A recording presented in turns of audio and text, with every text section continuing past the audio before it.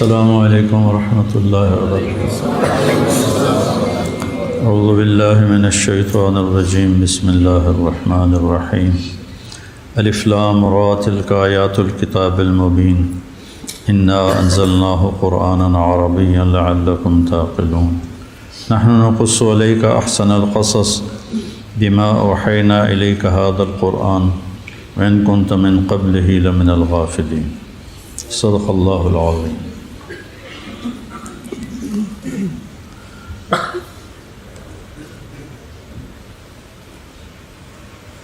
بسم اللہ الرحمن الرحیم، والصلاة والسلام علی رسولہ الکریم وعلی آلہ وصحبہ اجمعین۔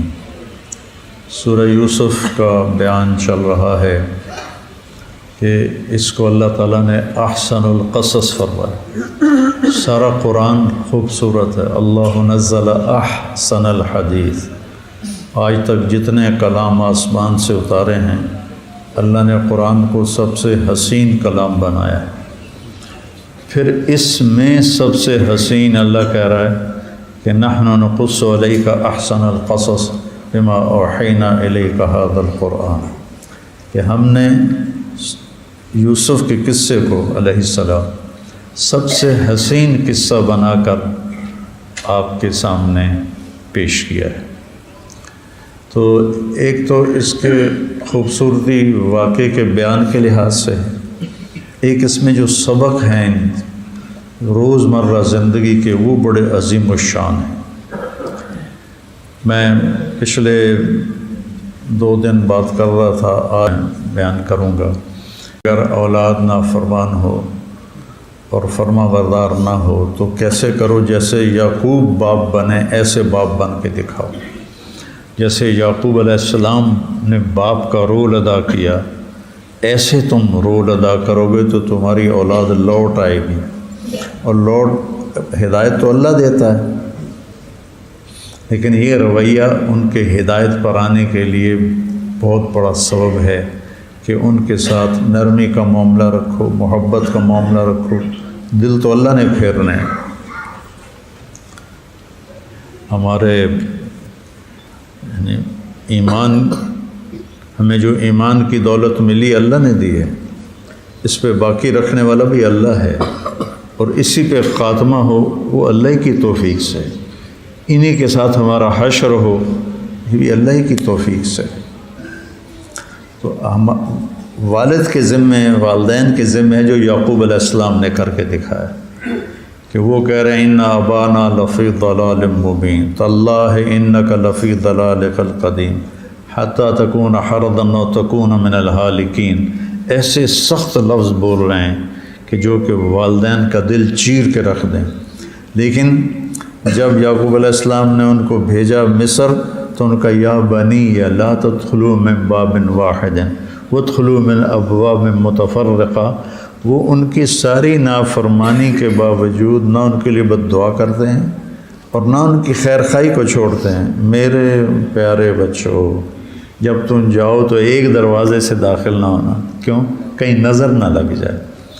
وہ گمراہی بتا رہے ہیں اپنے باپ کی کہ ہمارا باپ گمراہ، نبی ہو کر اس کو کہہ رہے ہیں گمراہی میں ہے، اور باپ کہہ رہا ہے کہ ایک دروازے سے نہ جانا، الگ الگ ہو کے جانا تاکہ تمہیں نظر نہ لگ جائے۔ جب یوسف کو تلاش کرنے کا حکم دیا کہ یا بنی یذهبوا فتحسسوا من یوسف واخیہ ولا تیأسوا من روح اللہ، کہ میرے پیارے بچوں جاؤ اور یوسف اور اس کے بھائی کو تلاش کرو۔ تو یہ رویہ ان کے واپس آنے کے لیے بہت بڑا ذریعہ بن جائے گا۔ اگر ان کے مقدر میں نہیں ہے تو، لیکن آپ نے باپ ہونے کا حق ادا کیا۔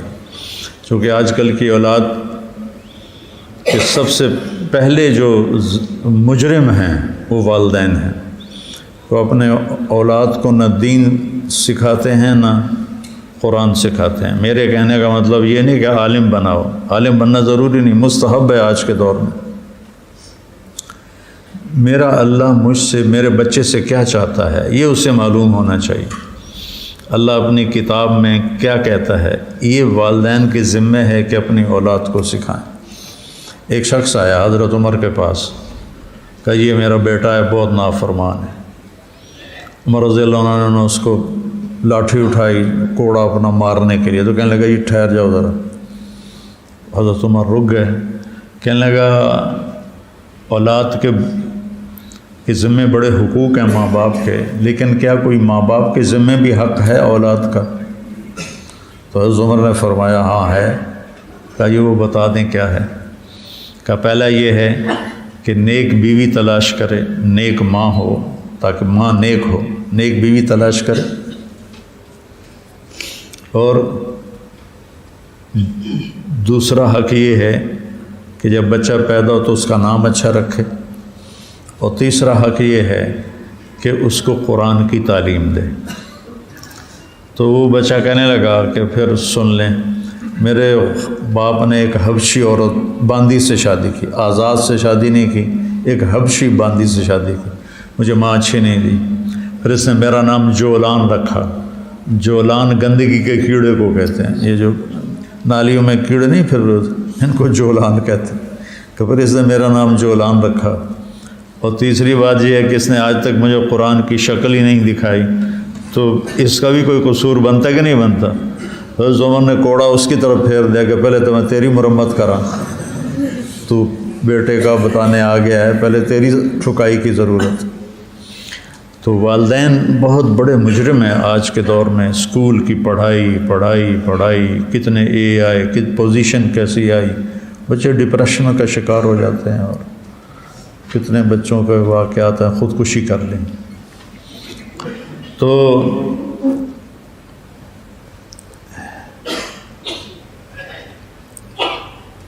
یعقوب علیہ السلام کا قصہ ہمیں بتاتا ہے کہ اپنی اولاد کے ساتھ کیسا سلوک کرنا چاہیے۔ پھر اس میں دوسرا کردار ہیں یوسف علیہ السلام، کہ اذ قالوا لیوسف سے کہانی شروع ہوتی ہے اور یوسف پر ہی جا کے ختم ہوتی ہے، پوری صورت یوسف علیہ السلام پر چلتی ہے۔ اور اس میں یوسف علیہ السلام اپنی کہانی کے آخر میں ایک جملہ بولتے ہیں، وہ اس پوری صورت کی جان ہے، اِنَّهُ مَن يَتَّقِ وَيَصْبِرْ فَإِنَّ اللَّهَ لَا يُضِيعُ أَجْرَ الْمُحْسِنِينَ۔ جو تقوی اختیار کرتا ہے اور صبر کرتا ہے، اللہ کبھی اس کو ضائع نہیں کرتا، اللہ اس کی محنت کو کبھی ضائع نہیں کرتا۔ دو چیزوں میں اگر ہم پاس ہو جاتے ہیں تو ہماری زندگی کامیاب ہے، ایک ہمارا اللہ سے تعلق ٹھیک ہو، اور ایک اللہ کے بندوں سے تعلق ٹھیک ہو۔ اللہ سے تعلق بنا کر بندوں سے بگاڑ لے تو بھی ناکامی ہے، اور بندوں سے بنا کے اللہ سے بگاڑ لے تو بھی ناکامی ہے۔ یوسف علیہ السلام کی کہانی میں یہ دونوں چیزیں بہت زیادہ ہائی لائٹ ہوتی ہیں۔ یوسف علیہ السلام 7 سال کی عمر تھی جب ان کے بھائی ان کو لے کے نکلے۔ 7 سال سے انہوں نے ظلم کو سہنا شروع کیا۔ جب وہ کنویں میں گرنے لگے تو انہوں نے ایسے منڈیر کو پکڑا تو ایک بھائی نے تلوار کا قبض دستہ اس کے اوپر انگلیوں پہ مارا تو ان کی انگلیاں چھوٹ گئیں۔ وہ نیچے جا رہے تھے تو اللہ کی طرف سے پیغام آیا، لَتُنَبِّئَنَّهُم بِأَمْرِهِمْ هَٰذَا وَهُمْ لَا يَشْعُرُونَ، کہ ایک دن آئے گا تم انہیں بتاؤ گے اور انہیں اس وقت خیال نہیں ہوگا۔ اور پھر ایک بھائی کے دل میں اللہ نے رحم ڈال دیا، وہ کھانا لے کے آ جاتا تھا۔ اب وہ کنویں میں کتنے دن رہے اللہ ہی جانتا ہے، 3 دن 4 دن ہفتہ 5 دن مختلف اس کی بہرحال کنویں میں جب کہتے ہیں وہ کنواں جس میں پانی نہ ہو، بیر اس کنویں کو کہتے ہیں جس میں پانی ہو، اور جب اس کنویں کو کہتے ہیں جس میں پانی نہ ہو۔ تو وہ ایک ایسے اندھے کنویں میں تھے جس میں پانی نہیں تھا۔ تو انہوں نے قافلے والوں کے آدمی نے آ کے ڈول ڈالا کہ پانی نکلے گا، وہ ڈول میں یوسف علیہ السلام خود بیٹھ گئے، 7 سال کی تو عمر تھی۔ ہاں یا بشرا ھذا غلام، اوئی کتنی بڑی خوشخبری کہ ہمیں ایک مفت میں غلام مل گیا، وہ بھی اتنا حسین کہ آنکھ نہ ٹکے اس کے چہرے پر۔ دیکھو نا، عورتوں نے ہاتھ کاٹ لیے، انہیں پتہ نہیں چلا کیا حسن۔ میرے نبی نے فرمایا میں معراج پہ گیا تو میری یوسف سے ملاقات ہوئی، اس پر 4تھے آسمان پر 3 آسمان پر، تو میں نے دیکھا کہ اللہ نے پوری دنیا کے انسانوں کو جو خوبصورتی دی ہے اس کا 1/2 پورے کا پورا یوسف کو دے دیا ہے، اور باقی 1/2 سارے مردوں عورتوں میں تقسیم کیا، آدم سے لے کر آج تک، اور آج سے لے کر قیامت تک جتنے آئیں گے، جتنے لوگ خوبصورت ہوں گے مرد عورت، ان کے حسن کو اکٹھا کیا جائے تو آدھا پورا یوسف کے پاس ہے اور باقی آدھا پوری دنیا کو تقسیم کیا، تو کیا حسن ہوگا جو اللہ نے ان کو دیا ہوگا۔ حضرت عائشہ فرماتی تھیں کہ یوسف علیہ السلام کو عورتوں نے دیکھ کر اپنے ہاتھ کاٹ لیے، اگر میرے محبوب صلی اللہ علیہ وسلم کو دیکھتی تو اپنے دل چیر کے بیٹھ جاتی۔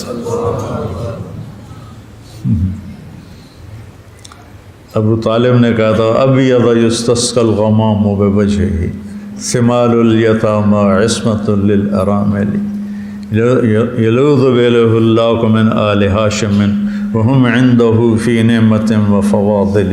یہ ان کا ایک قصیدہ لامیہ ہے جو انہوں نے شیب ابی طالب میں جب انہیں بند کر دیا، وہ بند ہو گئے خود بنو ہاشم، تو اس وقت انہوں نے 90 اشعار کا یہ قصیدہ کہا تھا اپنے بھتیجے کی شان میں، نبی پاک صلی اللہ تعالی وسلم کی شان میں۔ تو یوسف علیہ السلام کی کہانی معروف و معلوم ہے، لیکن اس میں جو متھ اور مغز ہے وہ میں آپ کے سامنے پیش کرنا چاہتا ہوں۔ مصر کے گورنر نے خریدا، وہیں پروان چڑھے، انہی کے محل میں پروان چڑھے تو زلیخا جو تھی وہ عاشق ہو گئی۔ اس نے راودته التي هو في بيتها عن نفسه وغلقت الابواب وقالت هيت لك۔ اتنا خوفناک منظر قائم ہو چکا تھا، پھسل جانے کا، قدموں کے پھسلنے کا اتنا طاقتور منظر قائم ہو چکا تھا کہ اس کو قرآن نے یوں بیان کیا، حالانکہ اتنا ہونا چاہیے تھا راودت ہو امراۃ العزیز عن نفسہ، لیکن اللہ نے کہا راودت التی ہوا فی بیتها عن نفسہ وغلقت الابواب وقالت ہیت لک۔ یہ اتنا لمبا جملہ کہ ان کو ورغلایا اس عورت نے جس کے گھر میں وہ رہ رہے تھے، یعنی انکار کی گنجائش نہیں ہے، اس کو تو چھت ملی ہے اسی عورت کے گھر کی، تو اب وہ گناہ کی دعوت دے رہی ہے تو انکار کی گنجائش نہیں۔ وغلقت الابواب، اس نے دروازے بھی بند کروا دیے سارے۔ وقالت ہیت لک، اور کہا اب آ بھی جاؤ۔ اور زلیخا بھی حسن کا پیکر تھی، پری چہرہ عورت تھی، تو ادھر حسن یوسف ہو، ادھر حسن زلیخا ہو، اور پھر قدم نہ پھسلے، تو کتنے بڑے کمال کی بات، کتنے بڑے طاقتور ایمان کی بات ہے۔ انبیاء معصوم ہوتے ہیں، اللہ کی حفاظت ہوتی ہے، لیکن بشر ہوتے ہیں، انسان ہوتے ہیں، اور وہ سارے جذبات ہوتے ہیں، لیکن ان سب کو انہوں نے ٹھکرایا۔ تو جب انہوں نے دیکھا کہ سارے راستے بند ہیں، دروازے بھی بند ہیں، تو زلیخا نے اپنے بت کے اوپر کپڑا ڈال دیا۔ تو یوسف علیہ السلام نے فرمایا کیا کر رہی ہو؟ کہا میں اپنے خدا پہ پردہ ڈال رہی ہوں، اس کو نظر نہ آئے۔ تو یوسف علیہ السلام نے فرمایا میرا خدا تو ہر جگہ ہے، ہر شے دیکھتا ہے، تو اس کو تو پردوں سے نہیں ڈھانپا جا سکتا، تو اس پتھر سے ڈرتی ہے، میں اپنے رب سے نہ ڈروں۔ اور یہ کہہ کر دوڑ لگائی تو دروازے تو بند تھے، وہ کھلتے چلے گئے، ٹھک ٹھک ٹھک ٹھک ٹھک، جتنے بھی دروازے اس نے بند کروائے تھے اس کے سب کے تالے ٹوٹتے گئے، اور وہ آگے زلیخا پیچھے، اور آخر میں جب بڑے مین گیٹ پر پہنچے تو اس کا ہاتھ پڑا یہاں یا یہاں، کرتے کو ہاتھ پڑا، کرتا پھٹ گیا اور اوپر سے اس کا خامد آ گیا، تو ایک دم پیترا بدلا۔ ما جزاء من اراد باهلك سوءا الا ان يسجن او عذاب علیم۔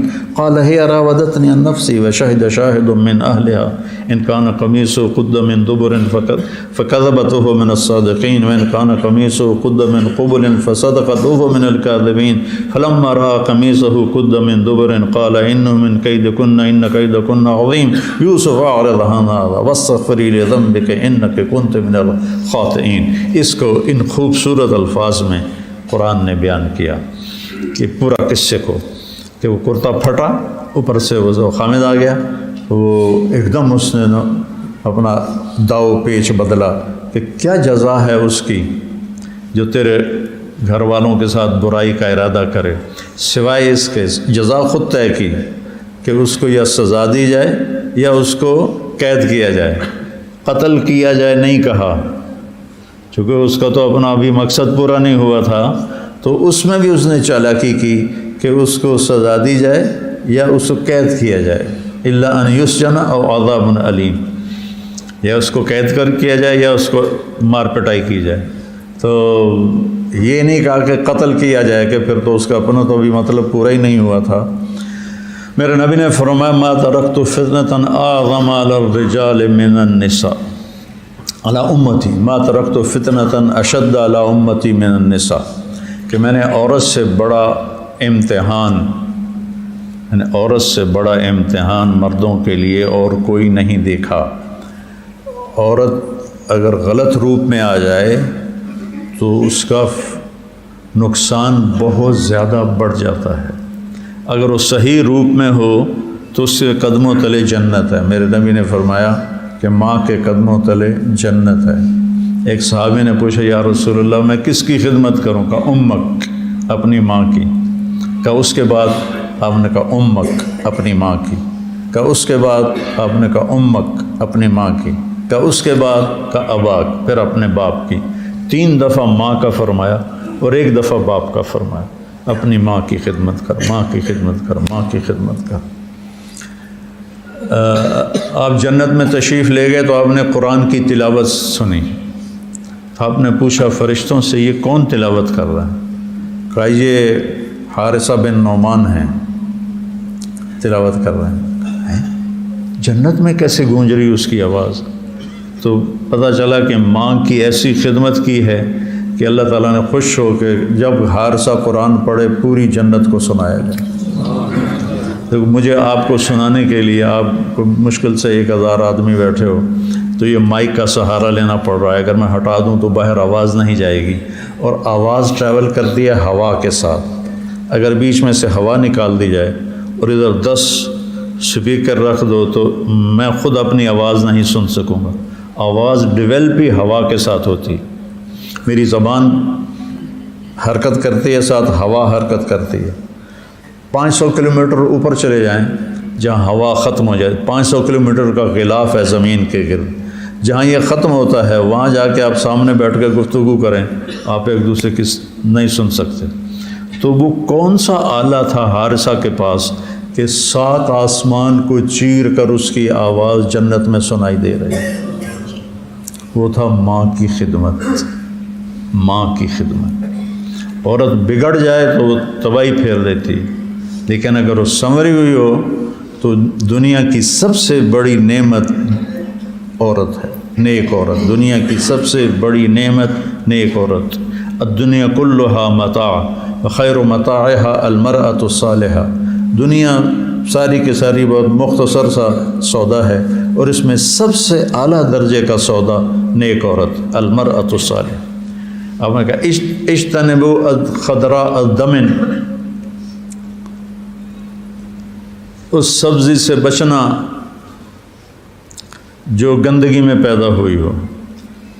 تو صحابہ نے عرض کیا یا رسول اللہ یہ گندگی میں پیدا ہونے کا کیا مطلب سبزی کا؟ آپ نے فرمایا خوبصورت عورت ہو اور بد اخلاق ہو تو اس سے اپنی جان کو بچانا. الخضراء الدمن، خوبصورت ہو اور بد اخلاق ہو اس سے اپنی جان کو بچانا، اس کے قریب نہ مت جانا.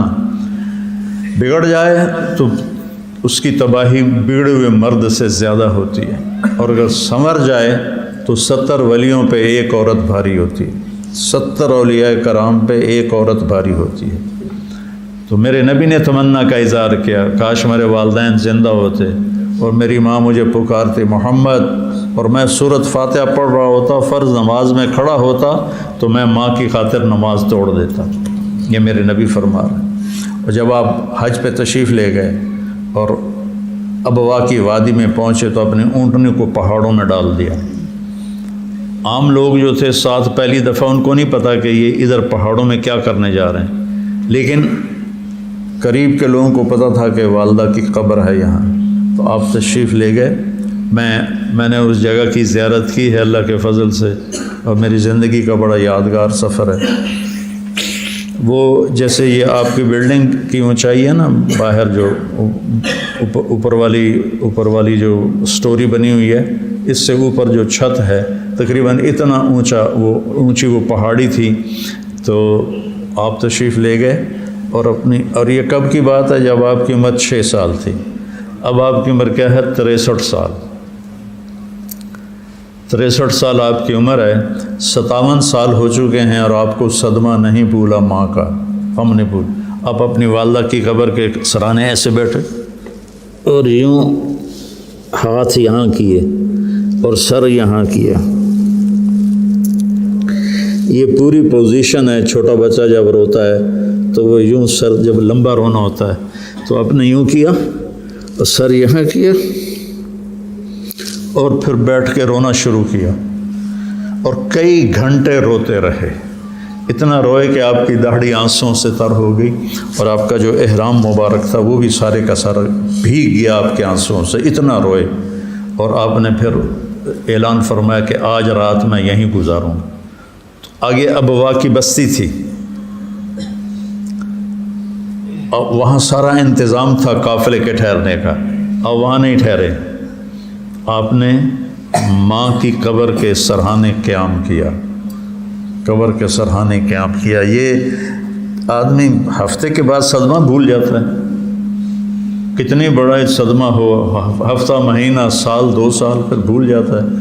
لیکن میرے نبی کے سینے میں لگا ہوا والدہ کا زخم ایسا تھا کہ 57 سال گزر گئے، وہ زخم اتنا تازہ تھا کہ رو رو کے آپ کے داڑھی مبارک تر ہو گئی، آپ کا احرام تر ہو گیا، اور آپ نے وہیں ماں کے پاس قیام فرمایا۔ تو عورت جب بن جائے تو وہ بہت اوپر اس کا مقام ہے، تو اگر وہ زلیخا جیسا کردار ہو تو پھر وہ بہت بگاڑ پیدا ہو جاتا ہے۔ اس لیے آپ نے فرمایا کہ سب سے بڑا امتحان میں نے اپنی امت پر عورت کو چھوڑا ہے۔ کون سی عورت؟ جو فتنہ پھیلانے والی ہو، جو غلط راستے پہ چلنے والی ہو۔ ہر عورت نہیں۔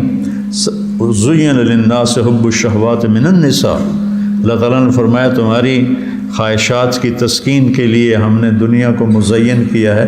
سب سے پہلے کیا ہے؟ عورت ہے۔ جنت کی سب سے بڑی نعمت عورت ہے، اور عورت کے لیے مرد ہے۔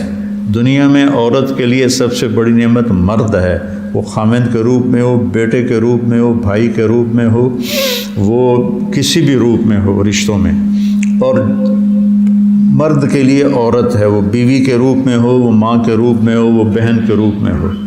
اور جنت میں بھی ایسا ہی ہے کہ اللہ نے جنت کو جو خوبصورت بنایا ہے جنت کی حوروں کے ساتھ، اور ایمان والی عورتیں جنت کی حوروں سے 70,000 گنا زیادہ خوبصورت ہوں گی۔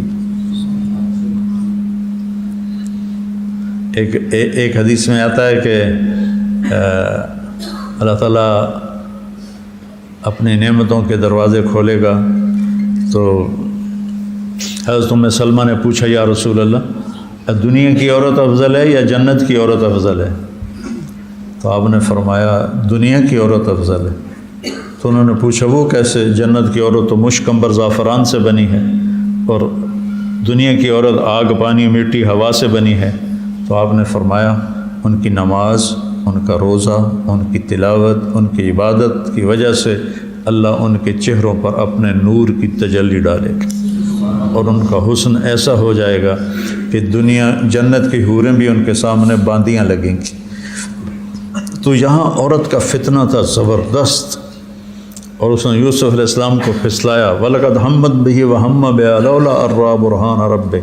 اللہ تعالیٰ نے اپنی نشانی دکھائی اور یوسف علیہ السلام نے اس کو اپنے سے دور کر دیا، اگر یہ اللہ کی نشانی نہ دیکھتے تو شاید ان کے دل میں بھی خیال آ جاتا، لیکن چونکہ اللہ نے اپنے کہتے ہیں یعقوب علیہ السلام کو کی شکل سامنے آ گئی، یا یہ دلیل سامنے آ گئی کہ اللہ نے زنا کو حرام قرار دیا ہے، اس لحاظ سے تو اس فتنے سے جو آدمی نکل گیا وہ بہت بڑے تقوی کی سطح پہ پہنچ گیا۔ ایسے تو بے شمار امتحان ہیں، لیکن اس میں یہ امتحان بہت بڑا امتحان ہے۔